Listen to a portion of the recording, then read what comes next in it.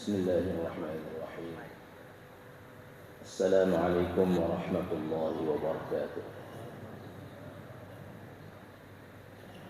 إن الحمد لله نحمده ونستعينه ونستغفره ونستهديه ونعوذ بالله من شرور أنفسنا وسيئات أعمالنا. من يهده الله فلا مضل له ومن يضلل فلا هادي له، وأشهد أن لا إله إلا الله وأشهد أن محمدا عبده ورسوله. اللهم صل على محمد وعلى آله وصحبه وسلم تسليما كثيرا. سبحانك لا علم لنا إلا ما علمتنا إنك أنت العليم الحكيم. رب اشرح لي صدري ويسر لي أمري واحلل عقدة من لساني يفقه قولي. لا حول ولا قوة إلا بالله. قال تعالى في كتابه الكريم بعد أعوذ بالله من الشيطان الرجيم: اقرأ باسم ربك الذي خلق، خلق الإنسان من علق، اقرأ وربك الأكرم الذي علم بالقلم علم الإنسان ما لم يعلم. Sadaqallahul Azim. Bapak-bapak, ibu-ibu hadirin jemaah Masjid Al-Furqan yang dimuliakan Allah Subhanahu wa taala. Alhamdulillah, syukurulillah. Marilah kembali sama-sama kita memanjatkan puja dan puji syukur kehadirat Allah Subhanahu wa taala yang telah melimpahkan kepada kita berbagai macam nikmat, karunia, anugerah yang sangat banyak, sehingga kita bisa berkumpul di rumah Allah yang mulia ini dalam rangka untuk melaksanakan salat fardu subuh berjamaah. Kemudian kita berpanjang iktikaf kita di rumah Allah yang mulia ini sampai nanti waktu isyraq insyaallah untuk mendengarkan kajian tentang sirah nabawiyah yang mudah-mudahan hadirnya kita di majelis yang mulia ini mendapatkan keberkahan dari Allah Subhanahu wa taala. Amin ya rabbal alamin. Kembali kita menyambung kajian kita tentang sirah nabawiyah, yang mana pada pertemuan yang terakhir kita sudah membicarakan bagaimana berhajatnya setiap manusia kepada seorang Nabi sallallahu alaihi wasallam. Dan pada pagi hari ini kita akan berbicara tentang bidayatul wahyi, awal wahyu yang diturunkan oleh Allah Subhanahu wa taala kepada Nabi kita Nabi Muhammad sallallahu alaihi wasallam. Qala al-muallif rahimahullah: inna qissata nuzulil wahyi ala sayyidina Muhammadin sallallahu alaihi wasallam qissatun 'azimatun. Sesungguhnya kisah turunnya wahyu kepada Nabi kita Nabi Muhammad sallallahu alaihi wasallam itu adalah merupakan kisah yang agung, kisah yang sangat agung, yang urgen, yang sangat penting, yang harus kita ceritakan kembali kepada anak-anak kita. Jadi kisah tentang bagaimanakah turunnya wahyu pertama kali kepada Nabi sallallahu alaihi wasallam adalah merupakan banyak sekali pelajaran-pelajaran yang sangat-sangat berharga yang harus kita ceritakan dan juga wariskan kepada anak-anak kita. Inna Nabiya sallallahu alaihi wasallam qabla al-bi'tsati zaharat lahu dalail wa alamat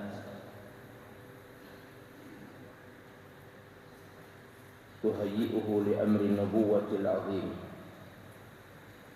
Bahwa Nabi sallallahu alaihi wasallam sebelum beliau mendapatkan wahyu dari Allah Subhanahu wa taala lewat malaikat Jibril, sebelum beliau diangkat menjadi nabi dan juga utusan Allah Subhanahu wa taala, telah nampak dalil-dalil dan juga tanda-tanda, yang mana dalil-dalil dan tanda-tanda tersebut mengisyaratkan bahwa sesungguhnya beliau telah nanti akan diangkat menjadi nabi dan juga utusan Allah Subhanahu wa taala. Di antaranya adalah seperti yang sudah kita kisahkan dalam sirah nabawiyah yang terdahulu, dalam sebuah hadis Nabi sallallahu alaihi wasallam pernah mengatakan, sungguhnya aku tahu bahwa ada sebongkah batu di Mekah ini, kata beliau,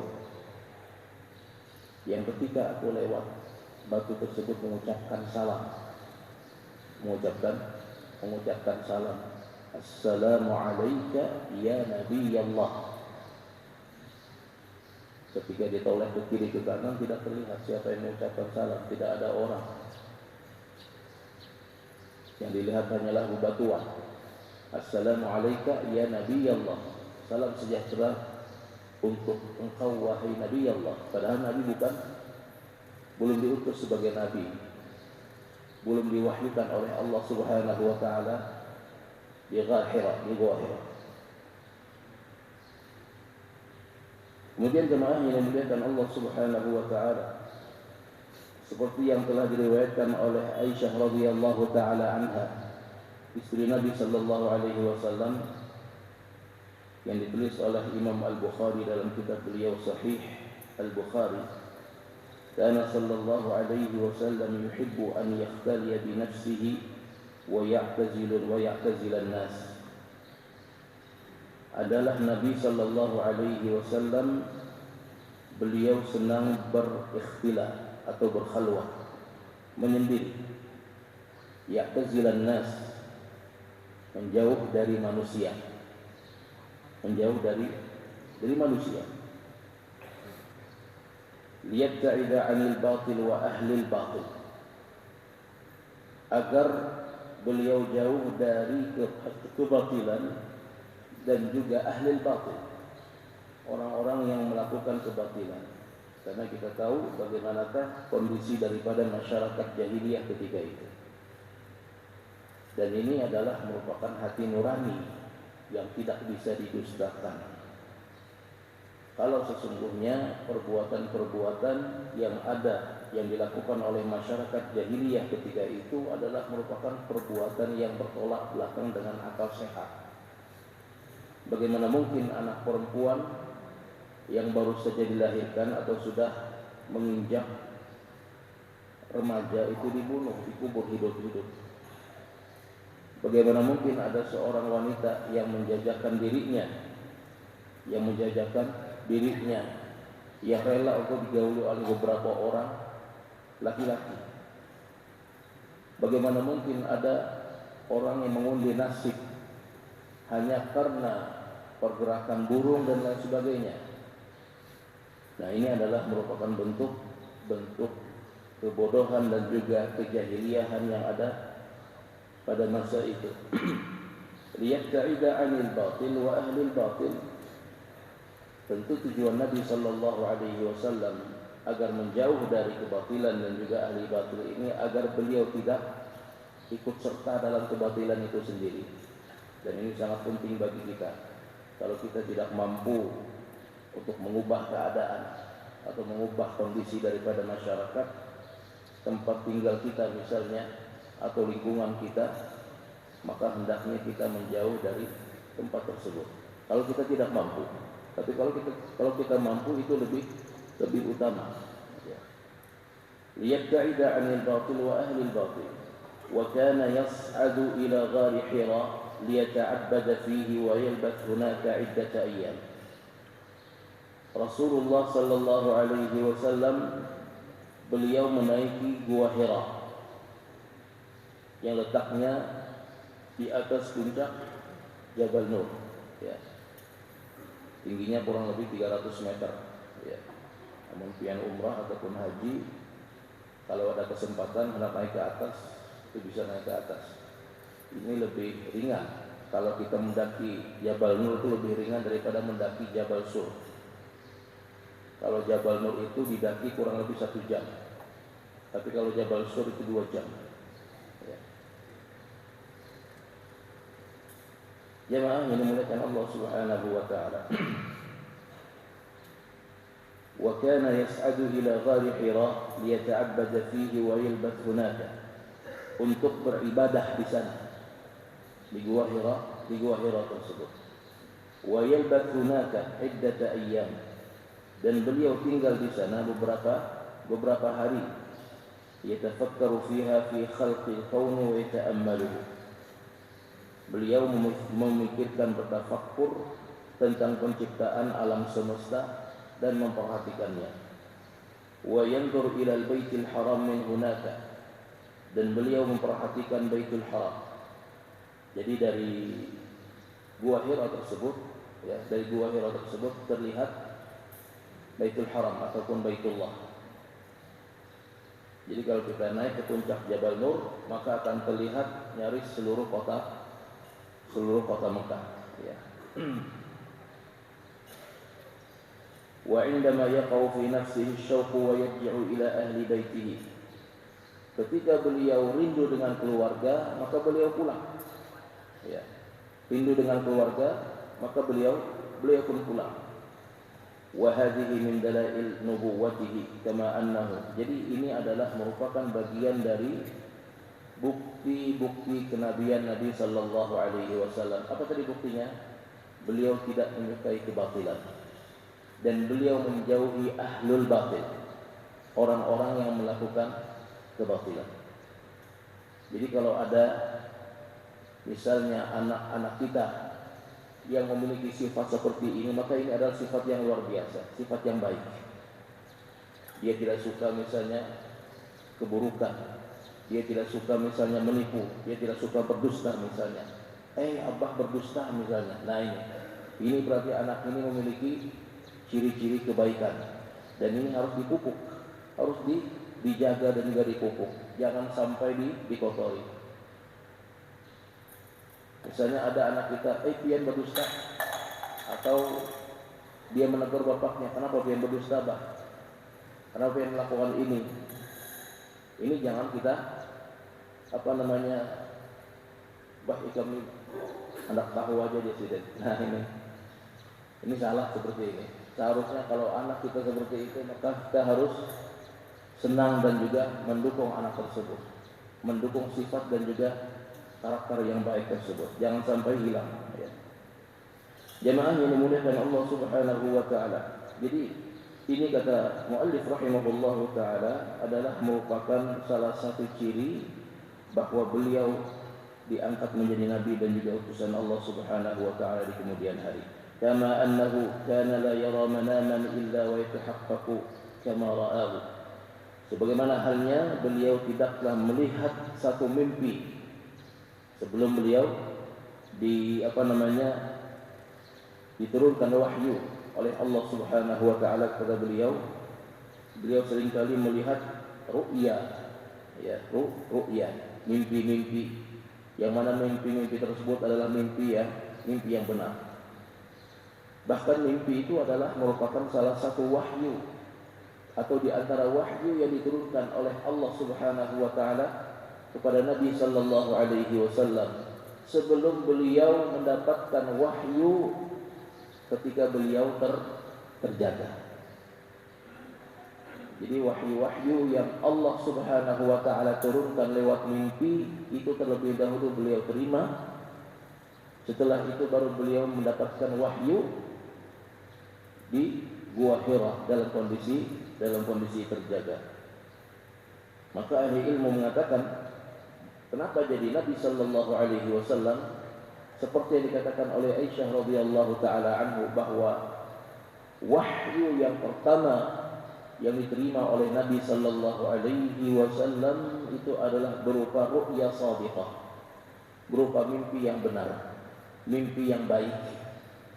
Dan ini beliau alami beberapa kali sebelum beliau mendapatkan wahyu dalam kondisi tersadar di gua Hira. Maka ini Kata ahli ilmu menjelaskan sesungguhnya yang demikian itu dialami oleh Nabi sallallahu alaihi wasallam untuk menguatkan Nabi sallallahu alaihi wasallam agar beliau siap menerima wahyu ketika beliau dalam kondisi sadar. Karena wahyu itu sangat berat. Wahyu itu sangat berat dan menerimanya pun adalah sangat berat. Mari kita lihat. Kemudian jemaah yang dimuliakan Allah Subhanahu wa taala. فعندما بلغ رسول الله صلى الله عليه وسلم 40 عاما. Ketika Rasulullah sallallahu alaihi wasallam sampai umur beliau 40 tahun. Genap 40 tahun. فبينما هو في غار حراء يتعبد ويتفكر في خلق الله. Ketika beliau berada di dalam gua Hira, beribadah dan bertafakkur, memikirkan ciptaan-ciptaan Allah Subhanahu wa taala. Atahu Jibril alaihi salam ala hayati bashar. Maka datanglah malaikat Jibril kepada Nabi sallallahu alaihi wasallam dalam bentuk manusia. Dalam bentuk manusia. Tidak ada awan, tidak ada angin, tiba-tiba saja malaikat Jibril ada di hadapan Nabi sallallahu alaihi wasallam ketika Nabi berada di dalam gua Hira beribadah kepada Allah Subhanahu wa taala. Fadakhala ala Rasulillah sallallahu alaihi wasallam fi khalwatihi falam ya'rifu. Maka masuklah malaikat Jibril ke tempat Nabi sallallahu alaihi wasallam di dalam kondisi beliau sedang berkhalwat. Falam ya'rifu, dan beliau tidak kenal kepada yang datang ini. Siapa yang datang ini? Nabi tidak mengenal siapa yang datang ini. Faqala lahu, tiba-tiba saja ketika malaikat Jibril datang, lalu malaikat Jibril katakan, Iqra, bacalah.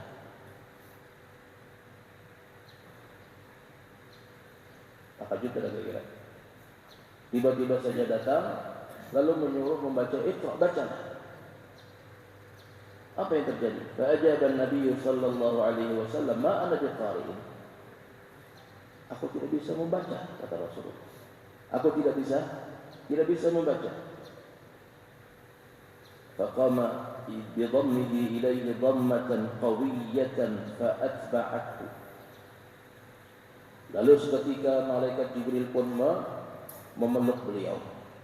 Dipeluk dengan sekencang-kencangnya. Dalam riwayat lain disebutkan hatta ma balagha anni minal juhdi. Jadi sampai-sampai disifatkan dalam riwayat tersebut bahwa Nabi sallallahu alaihi wasallam kehabisan nafas. Saking kencangnya pelukan dari malaikat Jibril alaihi salam kepada Nabi sallallahu alaihi wasallam, sampai-sampai Nabi sallallahu alaihi wasallam kehabisan nafas. Ma ana biqari, aku tidak bisa membaca, kata Nabi. Lalu dipeluk oleh malaikat Jibril. Kemudian dilepas lagi. Setelah beberapa saat dilepas lagi pelukan tersebut. Setelah dilepas oleh malaikat Jibril, diperintahkan lagi, Iqra, baca. Lalu Nabi sallallahu alaihi wasallam menjawab, ma ana biqari'in, aku tidak bisa membaca. Lalu didekap lagi dengan sekuat-kuatnya. Sampai-sampai Rasulullah sallallahu alaihi wasallam kehabisan nafas. Kemudian dilepas lagi. Setelah lama didekap, dilepas lagi. Disuruh lagi, Iqra, baca. Lalu Nabi sallallahu alaihi wasallam mengatakan, ma ana biqari'in. Aku tidak bisa membaca. Sampai akhirnya Jibril alaihi salam mengatakan, Iqra bismi rabbikal ladzi khalaq, khalaqal insana min 'alaq. Lalu diikuti oleh Nabi sallallahu alaihi wasallam, Iqra bismi rabbikal ladzi khalaq. Jadi sampai 3 kali. 3 kali didekap oleh malaikat Jibril alaihi salam dengan sangat kuat Lalu Rasulullah sallallahu alaihi wasallam akhirnya dimudahkan oleh Allah Subhanahu wa taala membaca Iqra bismi rabbikal ladzi khalaq. Bacalah bismi rabbikal ladzi khalaq, dengan nama Rabbmu yang telah menciptakan. Khalaqal insana min 'alaq, yang telah menciptakan dari segumpal darah. Iqra wa rabbukal akram. Bacalah dan Rabbmu lah yang maha mulia. Alladzi 'allama bil qalam, yang telah mengajarkan manusia lewat perantaraan al-qalam. 'Allamal insana ma lam ya'lam, dan mengajarkan manusia apa-apa yang tidak mereka ketahui. Jemaah yang dimuliakan Allah Subhanahu wa taala. Dari peristiwa wahyu pertama ini sangat banyak sekali faidah dan juga pelajaran yang bisa kita ambil. Yang pertama adalah ketika malaikat Jibril alaihissalam mendekap Rasulullah sallallahu alaihi wasallam dengan sangat kencang. Maka di situ kita lihat malaikat Jibril adalah sebagai guru dan Nabi sallallahu alaihi wasallam sebagai murid. Maka amaliyatul ghadd, peristiwa mendekapnya malaikat Jibril alaihi salam kepada Nabi sallallahu alaihi wasallam memberikan faedah kepada kita. Anna Allah Ta'ala ka'annahu yaqul li nabiyhi sallallahu alaihi wasallam, bahwa Allah Subhanahu wa taala mengisyaratkan kepada Nabi sallallahu alaihi wasallam, intabih, agar Nabi sallallahu alaihi wasallam benar-benar memperhatikan wa yatayaqqad, dan benar-benar menggunakan seluruh akal fikirannya. Wal yakun qalbuka ma'i hatta ta'i ma ulqiya ilaika minal wahyi, dan hendaknya hati Nabi sallallahu alaihi wasallam hadir ketika disampaikan ilmu yang akan diberikan kepada beliau. Dan ini sangat penting sekali. Jemaah yang dimuliakan Allah Subhanahu wa taala. Di dalam potret kehidupan mengajar dan juga belajar, maka seorang guru hendaknya dia mengatakan kepada murid-muridnya, hendaknya kalian memperhatikan, intabih.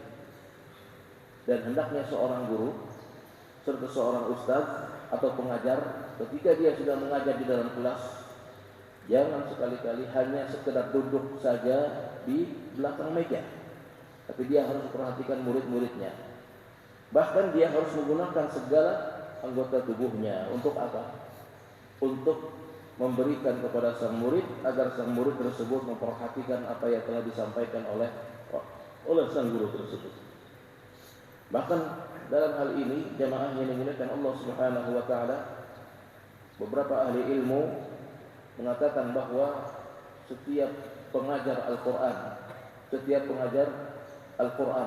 ketika dia mengajarkan Al-Quran kepada anak muridnya ataupun anak didiknya, maka hendaknya dia mengikuti apa yang telah dicontohkan oleh malaikat Jibril alaihissalam, yaitu memberikan pukulan kepada muridnya tersebut. Ya. Artinya jangan sampai ketika mengajar itu tanpa ada dipukul.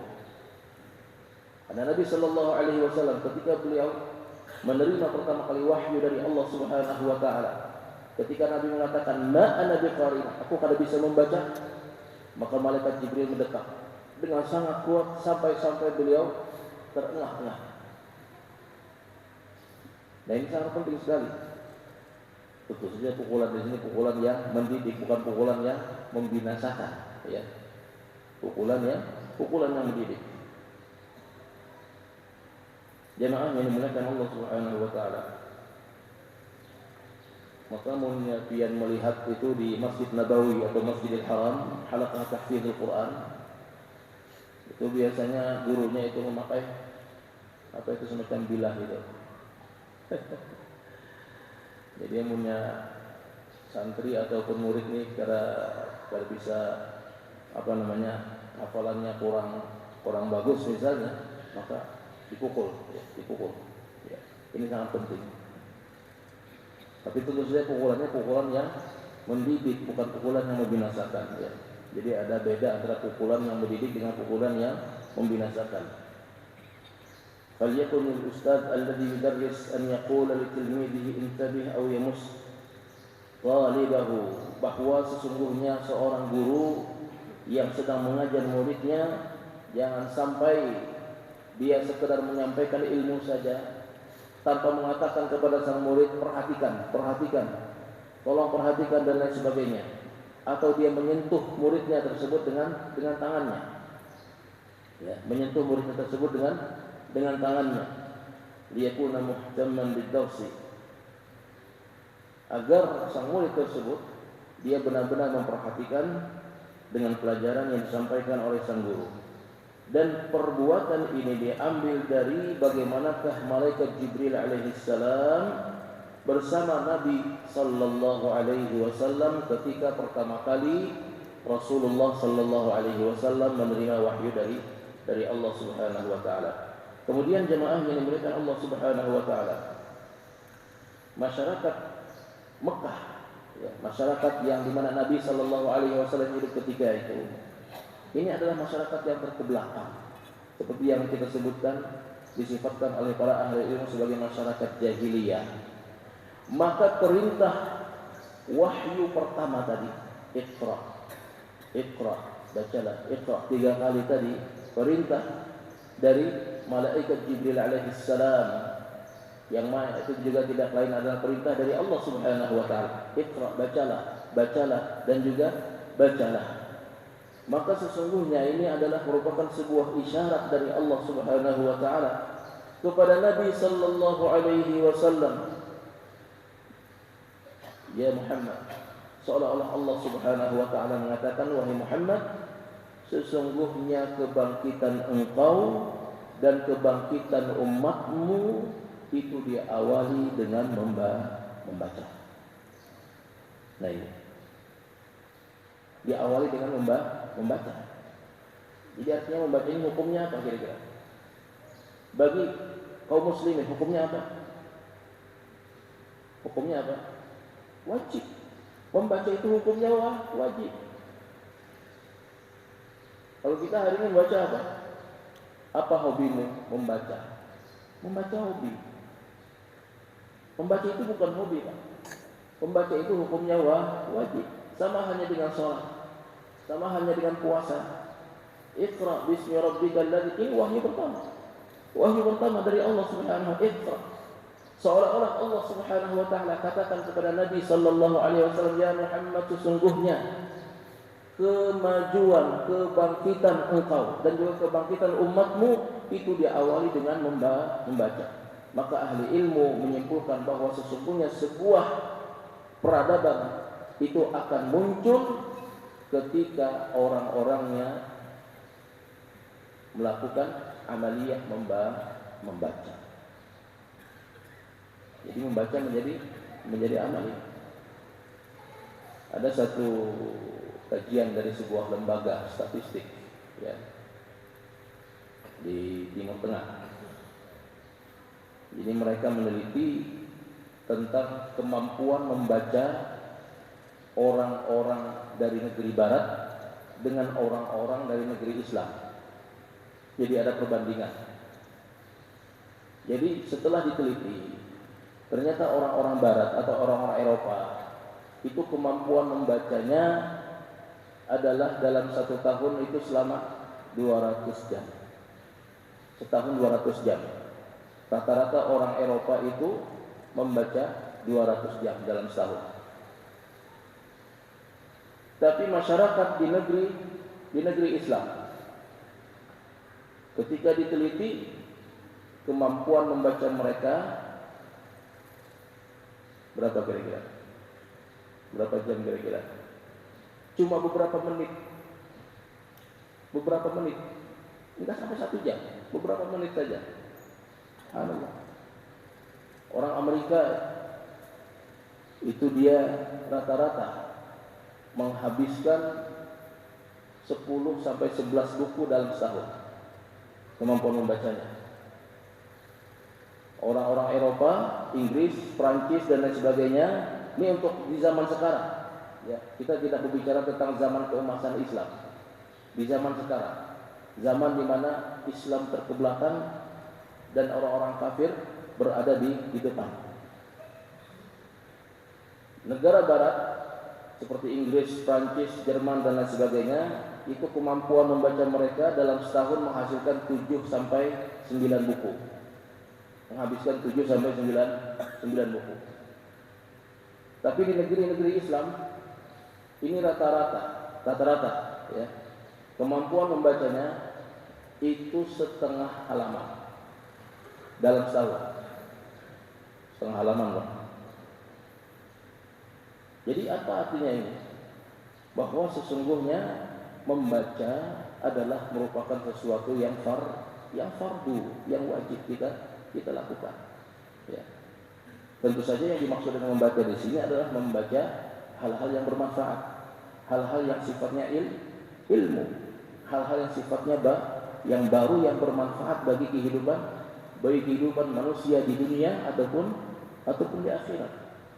Bukan membaca yang aneh-aneh, bukan membaca yang sia-sia. Jadi jemaah yang dimuliakan Allah Subhanahu wa taala, kalau kita melihat ulama-ulama kita atau kehidupan generasi terbaik daripada umat ini zaman salafus saleh terdahulu, ini luar biasa. Makanya 13 abad Islam itu menguasai dunia. Islam menguasai dunia selama 1300 tahun.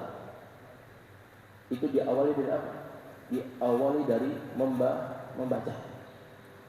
Ketika Nabi diperintahkan membaca, maka praktek membaca tersebut dijalankan oleh setiap individu muslim setelah Nabi sallallahu alaihi wasallam pada masa tabi'in, pada masa atba'ut tabi'in. Makanya pada waktu itu subhanallah, tempat yang paling ramai dikunjungi oleh orang-orang, baik itu kaum muslimin ataupun orang-orang barat, orang-orang kafir ketika itu pada masa keemasan Islam itu adalah perpustakaan. Makanya dulu kita mengenal ada namanya perpustakaan Al-Hikmah yang dibangun di kota Baghdad, perpustakaan yang paling besar dan paling ramai dikunjungi oleh tulabul ilmi, para penuntut ilmu. Kemudian yang terbesar kedua di Mesir. Kemudian yang terbesar ketiga di Cordoba ketika itu. Ini adalah masa-masa keemasan Islam. Bayangkan jemaah yang dimuliakan Allah Subhanahu wa taala, seorang ahli ilmu itu bisa menghasilkan ratusan jilid buku. Bahkan Imam Az-Zahabi rahimahullahu taala di dalam beliau memberikan pelajaran kepada murid-murid beliau. Beliau duduk dari habis salat subuh, setelah salat subuh sampai menjelang zuhur. Beliau berbicara tentang sejarah kehidupan manusia. Sejarah kehidupan manusia sebelum diciptakannya Adam sampai pada masa beliau. Itu beliau bicarakan di dalam kurun waktu dari semenjak selesai salat subuh sampai menjelang waktu zuhur. Dan itu dicatat oleh murid beliau sehingga menghasilkan buku yang besarnya banyaknya sebanyak 50 jilid. 50 jilid, Pak. Satu jilidnya berapa? Tahu ya satu jilidnya? Berapa halaman? Satu jilidnya tidak kurang dari 300 lembar. Kali 50 berapa lembar? Itu kemampuan dari kaum muslimin di antara ahli ilmu yang pernah hidup di masa keemasan Islam. Berapa jam kira-kira? 6 jam. Dalam kurun waktu 6 jam menghasilkan 50 jilid 50 jilid buku. Satu jilidnya itu tidak kurang dari 300 halaman. Jadi artinya apa? Artinya untuk memulai sebuah peradaban yang baru, untuk memulai sebuah kemajuan, maka hendaknya satu kaum melakukan tradisi membaca kembali. Ya. Nah, ini Indonesia seperti apa? Pada tahu orang Indonesia. Cuma di situ disebutkan bahwa negeri Islam. Ya. Negeri Islam bisa jadi negara Arab dan juga negara-negara Islam yang lainnya. Jadi berapa persen? Sangat jauh sekali. Kalau negara Barat menghasilkan 7 sampai 9 buku dalam setahunnya, Amerika menghasilkan 10 sampai 11 buku dalam setahunnya.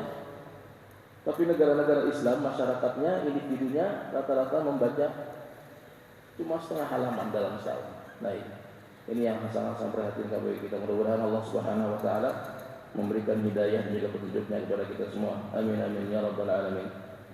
Kemudian jemaah yang dimuliakan Allah Subhanahu wa taala, ketika malaikat Jibril mendekat Nabi sallallahu alaihi wasallam, aradallah an yushira Nabi sallallahu alaihi wasallam bi ahammiyatil ma'lumat allati satulqa ilaihi, bahwa Allah Subhanahu wa taala menghendaki untuk agar supaya Nabi sallallahu alaihi wasallam merasakan bahwa sesungguhnya ilmu yang akan beliau terima ini adalah merupakan ilmu yang sangat penting. Karena Allah Subhanahu wa taala berfirman dalam ayat yang lain, "Inna sanulqi 'alaika qawlan tsaqila." Sesungguhnya kami, kata Allah Subhanahu wa taala, akan memberikan kepada engkau perkataan yang berat. Jadi ini juga memberikan pelajaran yang sangat berharga kepada kita, bahwa sesungguhnya untuk mendapatkan ilmu itu adalah dengan bersusah payah, dengan kelelahan, dengan mencurahkan segala kemampuan alam pikiran kita, mencurahkan pikiran kita, mencurahkan tenaga kita, mencurahkan segala harta dan lain sebagainya. Kalau kita menilik dan juga melihat kembali bagaimanakah generasi terbaik dari umat ini, bagaimana mereka menimba ilmu, maka ini sangat luar biasa. Ada yang menghabiskan sekian ribu dinar, ada yang menghabiskan sekian puluh ribu dirham dan lain sebagainya. Itu dilakukan semata-mata untuk mendapatkan ilmu, dan ilmu ini adalah merupakan tariqah ila al-jannah, jalan menuju ke dalam surga, jalan menuju keselamatan dari siksa neraka. Kemudian jemaah yang dimuliakan Allah Subhanahu wa taala, liya'laman nas anna ni'matad din atatna ba'da syiddatin wa qurabin ala Rasulillah sallallahu alaihi wasallam. Dari peristiwa wahyu yang pertama ini memberikan pelajaran kepada kita bahwa sesungguhnya nikmat agama yang hari ini kita anut, yang hari ini kita rasakan, kita beriman kepada Allah, ini adalah nikmat. Kita bisa sujud kepada Allah, ini adalah nikmat. Kita bisa bersedekah karena Allah, ini adalah nikmat. Kita bisa melakukan puasa karena Allah Subhanahu wa taala, ini adalah nikmat. Nikmat-nikmat ini, subhanallah, jemaah yang dimuliakan Allah Subhanahu wa taala, ini datang kepada kita dengan cara yang sangat-sangat susah. Artinya tidak mudah. Karena Nabi sallallahu alaihi wasallam menerimanya dengan susah payah. Jemaah yang dimuliakan Allah Subhanahu wa taala. Jadi ini adalah di antara pelajaran-pelajaran dan juga faedah yang kita ambil dari peristiwa wahyu pertama. Malaikat Jibril alaihissalam memberikan wahyu kepada Nabi sallallahu alaihi wasallam. Mudah-mudahan Allah Subhanahu wa taala berikan hidayah dan juga petunjuknya kepada kita semua. Amin amin ya rabbal alamin. Ini saja yang saya sampaikan, salah-salahnya mohon dimaafkan. Hadanallahu wa iyyakum ajma'in. Subhanakallahumma wa bihamdik, asyhadu an la ilaha illa anta, astaghfiruka wa atubu ilaik. Assalamualaikum warahmatullahi wabarakatuh.